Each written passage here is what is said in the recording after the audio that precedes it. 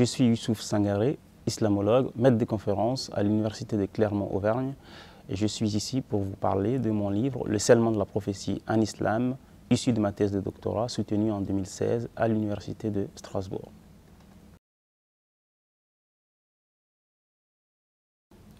Lorsque l'on parle de scellement de la prophétie en islam, on parle d'une notion complexe, mais surtout d'une notion paradoxale. Pourquoi ?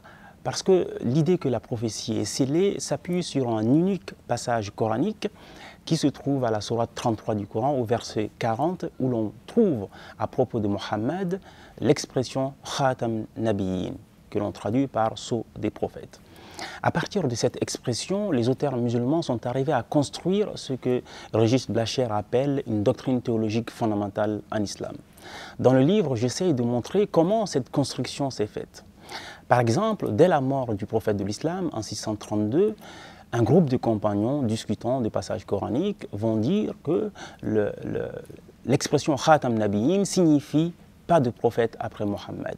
Et lorsque Aïcha, épouse du prophète, a entendu ça, elle s'adresse à ce groupe de compagnons et dit « Dites qu'il est le sceau des prophètes, mais ne dites pas qu'il n'y a pas de prophète après lui ». L'attitude d'Aïcha, en fait, qui soulève aussi d'autres questions chez les auteurs musulmans, met en exergue la polysémie du mot khatam.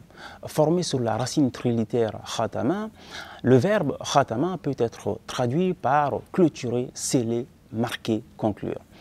Par exemple, dans les traditions prophétiques, les hadiths, on trouve des hadiths qui parlent de Khatm Nubuwa pour signifier la marque qu'aurait eu le prophète de l'islam sur l'une de ses épaules. Marque qui serait, selon les auteurs musulmans, le signe d'authenticité de sa prophétie. Un autre aspect de la polysémie de ce mot, c'est par exemple ce qu'en dit l'exégète At-Tabari qui est mort en 923. Pour lui, une des significations de l'expression coranique serait que Mohammed est celui qui vient mettre le sceau, celui qui vient valider le message des prophètes passés. Et pour ça, il va s'appuyer sur une autre expression coranique, le Musaddiq, celui qui valide, qui authentifie. Un autre aspect de la polysémie de ce mot, c'est aussi l'interprétation que l'on trouve chez Al-Ghazali qui est mort en 1111. Pour lui, ce passage coranique fait partie des versets qui sont équivoques dans le Coran, qui sont ambigus, ce qui signifie que l'on peut, voire que l'on doit les interpréter de manière rationnelle. Et Al-Ghazali dit, par exemple, on peut dire que cette expression signifie que Mohammed est le prophète qui a fait preuve de la plus grande résistance, de la plus grande résolution dans la transmission de son message. L'époque d'Al-Ghazali, c'est la période où s'est imposée l'interprétation selon laquelle la prophétie est close par consensus.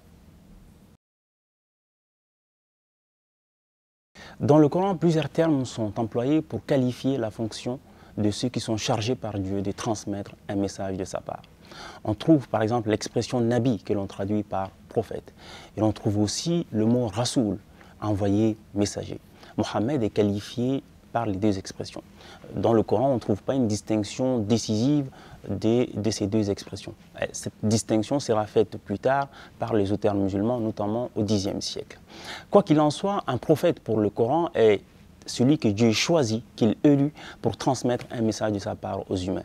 Et quant à la prophétie, c'est ce processus à travers lequel Dieu envoie des humains pour transmettre un message en son nom. Quand Mohammed s'est présenté par exemple comme un prophète, il a dû affronter les moqueries et railleries de ses contemporains. Pourquoi? Parce que ces derniers considéraient que ce que Mohammed présentait comme un message divin était en tout point identique au discours des poètes et des dévins. Et si Mohammed voulait montrer qu'il était différent des dévins et des poètes, ils l'ont mis au défi d'être capable de réaliser des miracles ou de prédire l'avenir.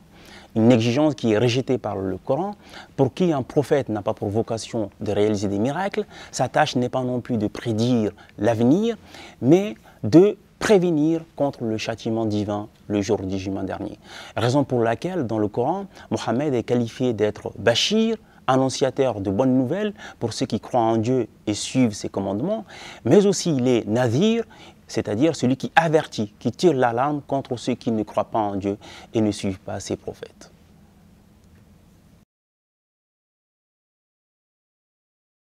L'enjeu d'une telle étude, c'est de montrer comment se fait la construction des doctrines en islam.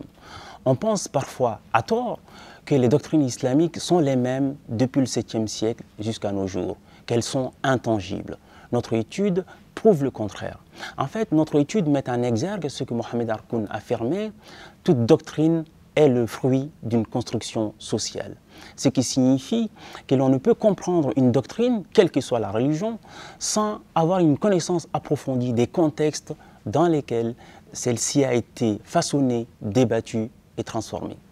Un autre intérêt de cette étude, c'est de comprendre la place centrale qu'elle occupe dans les écrits de penseurs musulmans contemporains.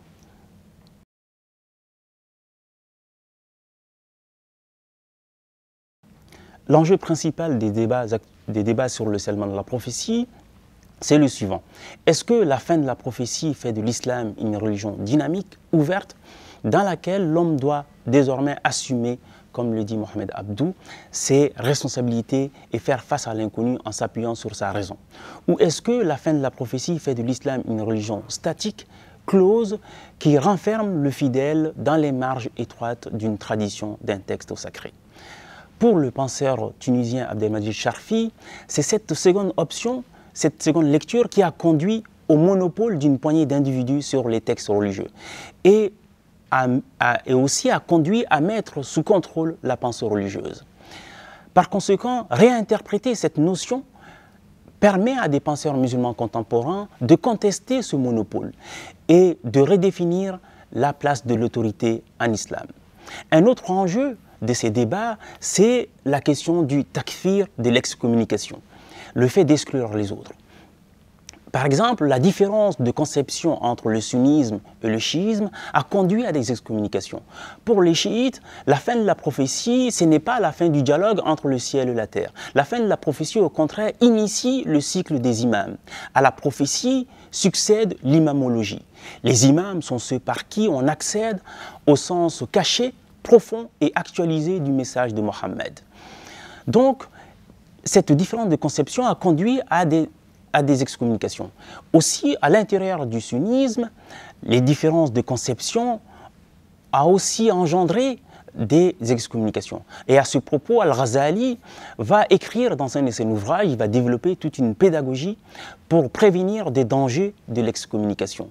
Et il va dire que at-takfir fihi khatarun wa sukut la khatar fihi. Dans l'excommunication, dans le fait d'exclure les autres, il y a toujours un péril. Alors que le fait de s'en abstenir, il n'y a pas de péril à la matière. Et donc, cette question de l'excommunication est aussi un des enjeux au cœur des débats actuels.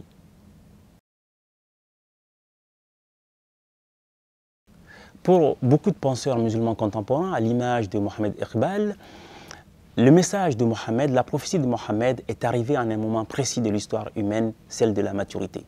Pour Iqbal et pour d'autres penseurs, chaque prophète a été envoyé avec un message adapté à la phase de développement intellectuel, rationnel et éthique de l'humanité.